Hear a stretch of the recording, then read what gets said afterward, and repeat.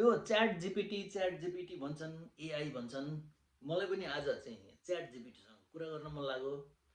यसलाई रेकर्ड गर्नु पर्यो, के कस्तो हुँदो रहेछ है त। अब यहाँ धेरै लामो भूमिका नबाँधिकन कुरो सुरु गर्नु पर्यो। Hello chat GPT. Hey, I'm right here. What can I help you with today? ए नेपालीमा कुरा गरौँ न हौ, यो अमेरिकन अङ्ग्रेजीमा भन्दा पनि हुन्छ, म नेपालीमै बोल्छु। तिमीलाई के बारेमा कुरा गर्न मन छ? म नेपालीमै गफ गर्न तयार छु। अब के गरौँ त हौ, मलाई त्यत्तिकै गरेको खोइ, दिमागमै छैन केही आइडिया। हुन्छ, कुनै कुरा नसोचेको अवस्थामा पनि हुन्छ। म त यहाँ छु नि। तिमीलाई जे कुरामा पनि सहज लागे त्यसैमा कुरा गरौँ। वा म केही सुझाव दिन्छु जसले हामीलाई गफलाई अगाडि बढाउन मद्दत गर्छ। तिम्रो नेपाली बोलाइको वाक्यहरू सुन्दाखेरि त कस्तो विदेशीले बोले जस्तो, सिकेको मान्छेले बोले जस्तो, हामीले बोले जस्तो, सर बोले जस्तो छैन त। इङ्ग्लिसमा त राम्रै बोल्छ त, के हो?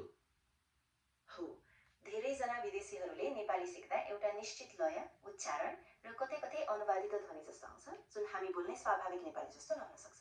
हामी बोल्दा चाहिँ हाम्रो आफ्नो स्थानीय लहजा र प्रवाह हुन्छ। यिनीहरू अनि एआईले बोल्ने नेपालीको चाहिँ कुरा गर्दैछु क्या म। खास विदेशी मान्छे नेपाली मान्छे भन्दा पनि एआईले बोलेको नेपाली चाहिँ अलि राम्रो सर र व्याकरण मिलेको भएन, कता कता नमिलेको भयो कि भन्न खोजेको मैले। हो, ठिकै भन्नुभयो। एआईले धेरै डेटा र अभ्यासका आधारमा भाषालाई सुधार गर्छ, तर कहिलेकाहीँ हाम्रो आफ्नै दैनिक नेपाली बोल्ने शैलीसँग बिल्कुल मेल नखाने पनि हुन्छ। यो ल अझै ठिकै छ, तिमीले एकदम राम्रोसँग प्रयोग गर्न सक्ने भाषा चाहिँ कुन हो? हो, म अङ्ग्रेजीमा सबैभन्दा राम्रोसँग काम गर्छु। त्यसैले जब कुरा स्पष्टता र जटिलतालाई प्राथमिकता दिनुपर्छ, म अङ्ग्रेजीमा नै सबैभन्दा असरदार हुन्छु। अनि अङ्ग्रेजीको नजिक नजिक आउने गरी अलि अलि राम्रो भाषाहरू चाहिँ राम्रोसँग जान्ने भाषाहरूलाई अङ्ग्रेजी नै जतिको नभए पनि अङ्ग्रेजीको नजिक नजिक आउने जतिको राम्रो गरी चाहिँ कतिवटा भाषा जान्दछौ? हो, अङ्ग्रेजीको नजिकै जस्तै राम्रो भाषाहरूमा Spanish, Mandarin Chinese, French, German अनि अरू केही युरोपियन भाषाहरू पनि पर्छन्, जसमा एआईले धेरै राम्रो प्रदर्शन गर्छ। नेपालीको बारेमा चाहिँ के छ त नेपालीको स्तर एआईमा? अहिले नेपालीको स्तर एआईमा राम्रो हुँदै गएको छ, तर अझै पनि अङ्ग्रेजी जस्तो मुख्य भाषाहरूको तुलनामा कम स्रोत र डाटा भएकाले केही सीमितता हुन्छ। तर लगातार अभ्यास र सुधारले नेपालीमा पनि धेरै राम्रो प्रतिक्रिया दिन ल म नेपालीमा एउटा प्रश्न सोध्छु कि, एउटा व्याकरणसँग सम्बन्धित। अब यो म खाएँ र मैले खाएँमा के फरक छ खासमा? किन एउटामा म छ र अर्कोमा मैले छ? ल भन त। हो, यो फरक मुख्य रूपमा व्याकरणमा आधारित छ। म भनेको सामान्य रूपमा मैले के गरेको हो भन्ने जनाउनका लागि प्रयोग हुन्छ, जबकि मैले भनेको क्रियाको कर्ता र कर्म स्पष्ट रूपमा जोड्नका लागि हुन्छ, जसले वाक्यमा के को कर्ता हो, कसरी काम गरे त्यो प्रश्न पार्छ। ल म तिमीलाई प्रश्न सोध्छु है त, यो ठिक छ कि गलत छ, ट्रु अर फल्स भन। के छ भन्दाखेरि म आँप खाएँ, ट्रु अर फल्स? यो वाक्य म आफै खान्छु बिल्कुल सही हो। आँप तसर्थ म्याङ्गो, आँप आफै होइन, म आँप खाएँ।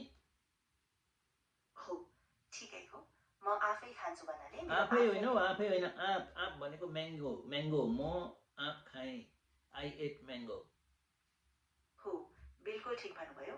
म आफै खान्छु भनेको मैले आफै केही खानेकुरा गर्छु भन्ने हो, जबकि म आफै आम खाएँ भन्ने वाक्यमा आफैको अर्थ आफै होइन, आफै होइन, आँप भनेको क्या, आँप।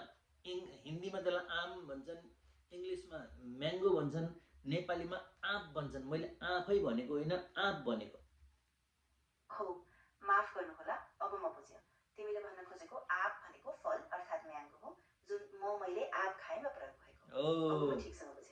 धन्यवाद स्पष्ट पार्नुभएको। कुरो यसरी बुझ्नुपर्छ क्या। हो, पक्कै पनि। अब म बुझौँ र यो कुरा यति नै राख्छु। यदि तिमीलाई फेरि अरू केही व्याकरण वा भाषा सम्बन्धी कुरा चाहिन्छ भने म तयार छु। मलाई होइन, तिमीलाई चाहिँ चाहिएला जस्तो छ। ठिक छ, कुनै कुरा चाहियो भने म यहाँ नै छु, जब पनि बोल्न मन लाग्यो। मलाई होइन, तिमीलाई चाहिँ व्याकरण चाहिन्छ जस्तो छ, मलाई भन्दा पनि। हुन्छ, पक्का। यदि तिमीलाई कुनै विशेष पृष्ठभूमि वा विवरण चाहिएको हो भने म त्यो बारेमा थप जानकारी दिन सक्छु। तिमीलाई कुन विषयको पृष्ठभूमि चाहिन्छ? ल ठिक छ, कुरो यो व्याकरणको कुरो छोडौँ। अब मलाई बरु के गर्नु, एउटा जोक सुनाउ न। हुन्छ, म एकदमै हल्का र मजाको जोक सुनाउँछु। किन किताब सधैँ शान्त रहन्छ? किनकि उसले कहिल्यै बोल्दैन। ए, जोक सिद्धियो? हुन्छ, मलाई थाहा छ यो हल्का र साधारण जोक थियो, तर तिमीलाई अरू किसिमको जोक चाहिए भने म फेरि अर्को सुनाउन सक्छु। के रे त्यो जोक फेरि दोहोऱ्याएर सुनाउ त, के भन्यो अरे? हो, ठिक छ, म फेरि दोहोऱ्याउँछु। किन किताब सधैँ शान्त रहन्छ? किनकि उसले कहिल्यै बोल्दैन। ए अनि त्यसमा हाँस्ने कुरा चाहिँ के छ हौ? हो, ठिकै हो। यो जोकको मजा नै त्यसैमा छ कि किताबले बोल्दैन भनेर हास्यजनक तरिकाले भन्ने, जुन एउटा आश्चर्यजनक सानो कुरामा हाँसो ल्याउने प्रयास हो। होइन, यो इङ्ग्लिसमा यस्तो खालको जोकहरू हुन्छ कि नेपालीमा चाहिँ कस्तो खालको जोक हुन्छ भन्दाखेरि नि, म एउटा जोक सुनाउँछु ल तिमीलाई। के भने एउटा मान्छेले चाहिँ एउटा नयाँ चस्मा लगाएर फलफुल पसलमा गयो अरे, फलफुल पसलमा गयो अरे। अनि गएर चाहिँ त्यहाँनिर चाहिँ त्यो पसलेले के भन्यो अरे भनेदेखि, ए दाइ यो कटहरको कति रुपियाँ भनेर सोध्यो अरे। अनि फलफुल पसलेले त यसो हेर्छ अरे, आन्सरै दिँदैन अरे। अनि फेरि है ए दाइ यो कटहरको कति भन्नु न भनेर भन्छ अरे। फेरि एकदम रिसाएर हेर्छ अरे पसलेले त। उसलाई पनि रिस उठेछ कि यस्तो चस्मा खोलेर, हो दाइ के हो आन्सर गर्नु पर्दैन, मैले सोधेको कुराको जवाफ दिनु पर्दैन यो भनेर यस्तो चस्मा खोलेर हेरेको त भरे त त्यो त लिच्ची रहेछ अरे क्या। अनि त्यो त्यो भएर पो पसलले रिसा गर्छ क्या, लिच्चीलाई कटहर भन्नु भनेर। हो, ठिक छ। यो जोकको मजा नै त्यही हो कि चस्माले चिजहरू ठुलो देखाउँछ र गलत रूपमा लिचीलाई कटहर ठानेको हो, अनि त्यो कुराले नै हास्य उत्पन्न गर्छ। कुरो त्यहाँ आयो। अनि यसमा मान्छेको दोष कि चस्माको दोष? साँच्चै त यो जोकमा मानिसको दोष होइन, बरु चस्माको भ्रमले मात्रै गलत देखाएको हो। मानिसले त ठिकै सोधे, तर चस्माले गलत सङ्केत दिन्छ, अनि त्यसैले नै हाँसोको बाटो हुन्छ। हो, नेपालीमा चाहिँ यस्तो जोक हुन्छ क्या, चस्माको पावर एकदमसँग लिच्चीलाई कटहर देखाउने। अनि हात्ती र कमिलाको जोक हुन्छ। एउटा मुभी हलमा चाहिँ सिनेमा हेर्न गएर एउटा हात्ती अनि त्यसपछि अगाडि चाहिँ दुईवटा कमिला बसेर हेर्दैतिर अगाडिको सिटमा, अगाडिको दुईवटा सिटमा। अनि हात्तीलाई छेलियो अरे क्या, राम्रोसँग देखेन अरे। अनि त्यसपछि एक्सक्युज मी भनेर भन्नु अरे। अनि अगाडिको कमिलाहरूले चाहिँ ओ सरी तपाईँलाई छेलियो, ल ठिकै छ हामी अलिकति निहुरेर हेर्छौँ नि त भनेर भन्यो अरे क्या। हाँ, यो पनि एकदमै रमाइलो जोक हो। हात्तीको ठुलो आकार र कमिला दुवैको सानो चुटो हुँदा यो असामान्य तुलना गरेर हल्का व्यङ्ग्यात्मक हाँसो ल्याउँछ, होइन र? हो, नेपालीको जोकहरू चाहिँ यस्तो हुन्छ। इङ्ग्लिसको जोक चाहिँ म कोही बुझ्दिनँ हौ, के भन्छन् हाँस उठ्ने हास्य त त्यहाँ हाँस्ने बेला हो भनेर सोध्नुपर्छ। हो, बिल्कुलै सही भन्नुभयो। नेपाली जोकहरू प्राय हाम्रो संस्कृति, अनुभव र दिनचर्यासँग मिल्दोजुल्दो हुन्छन्, त्यसैले हाँस्न सजिलो हुन्छ, जबकि अङ्ग्रेजीमा कहिलेकाहीँ हाँसोको समय बुझ्न गाह्रो हुन सक्छ। ल ठिकै छ, अब यो कुरालाई यहीँ छोडौँ कि यो अहिले विज्ञान प्रविधिको क्षेत्रमा भइरहेको प्रगतिहरूमा एकदम ब्रेक थ्रु, एकदमै इन्ट्रेस्टिङ खालको फेरि केही छ भनेदेखि सुनौ न, मजा लागोस् क्या सुनेर। ओहो यस्तो पनि भनेर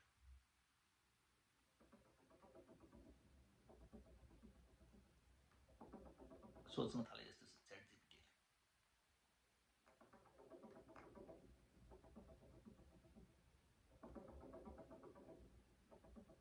अहिले 2026मा 3वटा ठुलो वैज्ञानिक प्रगति भएका छन्। पहिलो, प्लास्टिकलाई औषधि बनाउन सक्ने इन्जिनियर्ड ब्याक्टेरिया, जसले पेट प्लास्टिकलाई लेभोडोपा औषधिमा परिवर्तन गर्छ। दोस्रो, आइबिएमले सबभन्दा सानो 0.7 नाइनोमिटर चिप विकास गरेको छ, जसमा 16 बिलियन ट्रान्जिस्टर छन्। र तेस्रो, जापानमा 6G वायरलेस प्रविधिमा 507 गिगाहर्ट्ज फ्रिक्वेन्सी प्रयोग गरेर 112 गिगाबिट प्रति सेकेन्डको डेटा ट्रान्समिसन हासिल गरेको छ। ओहो, अनि यो साइन्टिफिक इनोभेसनहरू चाहिँ भक्कै गर्छ कि यत्रो धेरै, अचम्म लाग्दछ नि कुरा। हो, साँच्चै नै यस्तो प्रगति सुन्दा मनै छक्क पार्छ, होइन र? यी इनोभेसनहरूले हाम्रो जीवन नै परिवर्तन गर्ने अनि क्षमता यो त राख्छ। भयो अब प्रविधिको कुरा होइन, जस्तो थियोरिटिकल कुरा जुन चाहिँ अहिले प्राविधिक रूपले गर्न अलि सम्भव, प्र्याक्टिकली गर्न सम्भव नभएको तर थियोरिटिकली मतलब त्यो प्रुभ भएको कुरा हुन्छ नि, त्यस्तो कि साइन्सको कन्सेप्ट एउटा चाहिँ सुन्दा मजा आउने खालको कुरा सुनाउ त ल।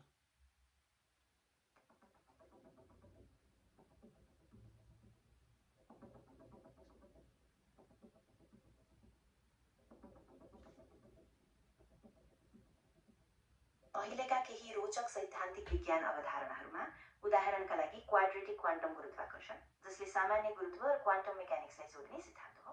उद्भूत स्ट्रिङ सिद्धान्त, जसले स्ट्रिङ सिद्धान्तलाई प्रकृतिमा उत्पन्न हुने रूपमा देखाउन प्रयास गर्छ।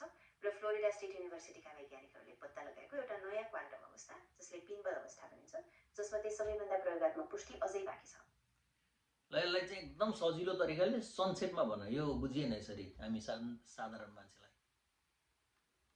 हुन्छ, सरल रूपमा भन्नुपर्दा केही वैज्ञानिकहरूले सोचेका छन् कि हामीले गुरुत्व र क्वान्टम उत्कण्ठनीयलाई एउटै सिद्धान्तमा जोड्न सक्छौँ, जसले स्ट्रिङ जस्ता सिद्धान्तहरूले प्रयास गरिरहेका छन्। अझै त्यो केवल सिद्धान्त नै हो, तर यदि यो प्रमाणित भए पनि यो हाम्रो ब्रह्माण्डको समझमा ठुलो क्रान्ति ल्याउन सक्छ। यो स्ट्रिङ भनेको चाहिँ के हो? मैले त धागो भनेको मात्रै बुझ्छु। हो, राम्रो प्रश्न। स्ट्रिङ भनेको वास्तवमा भौतिकीमा एउटा सैद्धान्तिक अवधारणा हो, जसमा भन्छ कि सबै कणहरू वास्तवमा सूक्ष्म कम्पन गर्ने धागा जस्ता स्ट्रिङहरू हुन् र तिनका कम्पनले नै सबै पदार्थको गुणहरू निर्धारण गर्छन्। ल ठिक छ, कुराकानी गरियो होइन, मजा आयो। अब आजलाई बन्द गरौँ। ठिक छ, तब म यही बन्द गर्छु। तिमीलाई राम्रो दिन होस्, अनि जब चाहियो फेरि गफा गरौँ। तिमीलाई राम्रो दिन होस्। यो नेपालीको व्याकरण चाहिँ अलिकति राम्रो रहेनछ तिम्रो च्याट जिपिटी। ठिकै छ, पछि सिकेर अलि राम्रो सुधार गर्छौ होला। हुन्छ, धन्यवाद। म ध्यान दिन्छु। तिमीलाई पनि धेरै शुभकामना, अनि जब चाहियो फेरि बोल्नु, म सुधार गरेर नै बोल्छु। ल बन्द गरौँ।